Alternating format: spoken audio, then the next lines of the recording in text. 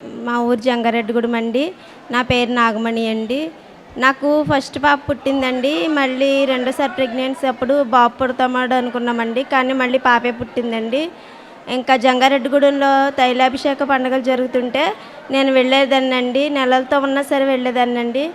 నాకు బాబు కావాలనుకున్నానండి. దేవుడు బాబునిచ్చాడండి. ఇంకా కిడ్నీలో రాయి కూడా ఉందండి. నాకు పెద్ద రాయి ఉండేదండి. అదేమో ఆపరేషన్ చేసి తీయాలని చెప్పేవారు. నేను ప్రెగ్నెంట్లోనే నాకు కిడ్నీలో రాయి వచ్చిందండి.